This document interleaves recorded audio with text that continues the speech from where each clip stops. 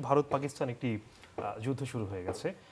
এই যুদ্ধের প্রতিক্রিয়া কেমন হতে পারে বা সেখানে আমাদের আসলে বাংলাদেশের চিন্তার কোনো কারণ আছে কিনা? না, দেখুন, বাংলাদেশ তো এই একই দক্ষিণ এশিয়ার একটা অংশ। ফলে ভারত পাকিস্তানের যুদ্ধ একটার তো সাধারণ প্রভাব নানা দিক থেকে থাকে।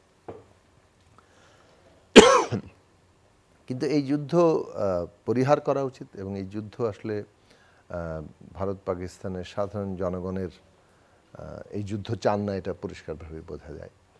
এটা একটা যেভাবে এই যুদ্ধের কারণ এবং বাস্তবতা তৈরি করা হচ্ছে সেই জায়গাটা জনগণ থেকে বিচ্ছিন্ন বলে আমরা মনে করি। ফলে যুদ্ধ বন্ধের আহ্বান আমাদের দিক থেকে, বাংলাদেশের দিক থেকে জানানো দরকার। আমরা একটি বিষয় দেখতে যুদ্ধের আপনাকে একটু যুদ্ধটা জানাতে এখন চাই আসলে যে যুদ্ধ আনুষ্ঠানিক যুদ্ধের পর্যায়ে না গেলেও এই যে সার্জিক্যাল স্ট্রাইকের শুরু হয়েছে, হয়তো তার পাল্টা আসবে এবং সেটা যাতে অ্যাক্সেলারেট না করে সেটার জন্য আমাদের দিক থেকে আমাদের আহ্বান জানা দরকার।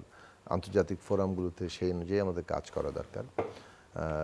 কেননা এই যুদ্ধের যে কারণগুলো সেগুলো সবই গণবিরোধী।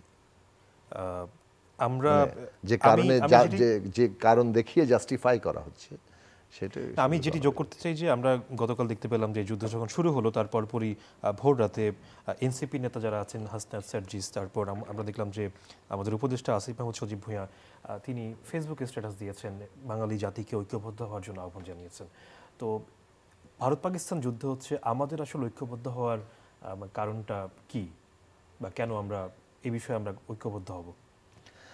না, আমাদের এমনি ঐক্যবদ্ধ হওয়ার ডাক তো আমরা প্রতিদিনই দিচ্ছি এবং আমাদের ঐক্যবদ্ধ হওয়াটা এই মুহূর্তে আমাদের ঐক্যবদ্ধ হওয়ার কারণ না। আমরা একটা রাজনৈতিক যাকে বলে ক্রান্তি লগ্নে আছি। আমরা একটা গভর্নমেন্ট এখান থেকে জন অভ্যুত্থানের মধ্য দিয়ে উৎখাত হয়েছে। আমরা একটা গণতান্ত্রিক বন্দোবস্ত প্রতিষ্ঠার সংগ্রাম কিংবা চেষ্টা তৎপরতার মধ্যে আছি। পুরনো বন্দোবস্ত কিন্তু এখনো ক্রিয়াশীল।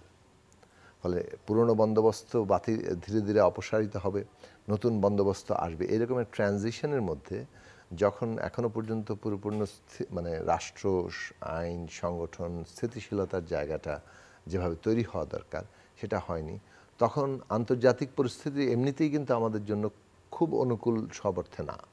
এক তো হচ্ছে পতিত ফ্যাসিস্ট শক্তি, আমাদের দেশেরই শক্তি, তারা ক্রিয়াশীল আছে, তাদের বিদেশি সমর্থন আছে এবং পার্শ্ববর্তী দেশে তাদের একটা সমর্থন আমরা দেখতে পাচ্ছি, বিশেষত তাদের মিডিয়ার এবং তাদের সরকারি দলের।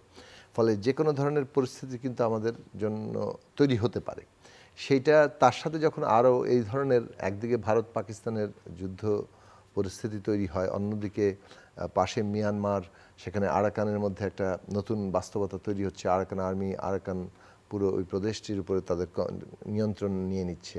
আমাদের দেশে রোহিঙ্গারা বিরাট আকারে একটা শরণার্থী হিসেবে তারা আছেন এবং আমরা ওই অংশে কিভাবে মানে যেমন জাতিসংঘের একটা দাবি হচ্ছে যে ওখানে একটা মানবিক করিডোর দেওয়ার জন্যে, আবার আমরা কিভাবে আসলে এই সম্পর্কটাকে বাস্তব রূপ দিতে পারবো, সেগুলো নিয়ে যে নানা রকম আলাপ আলোচনার প্রসঙ্গ আছে এবং জটিল সমীকরণ আছে।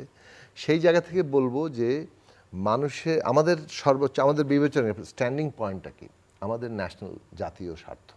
আমাদের জাতীয় স্বার্থটা আমাদের বিবেচনা করতে হবে এবং তার ভিত্তিতে অপরাপর সমস্ত নিপীড়িত মানুষ মানে এবং অন্য দেশের মর্যাদার প্রতি আমাদের মানে একটা অবস্থান রক্ষা করতে হবে।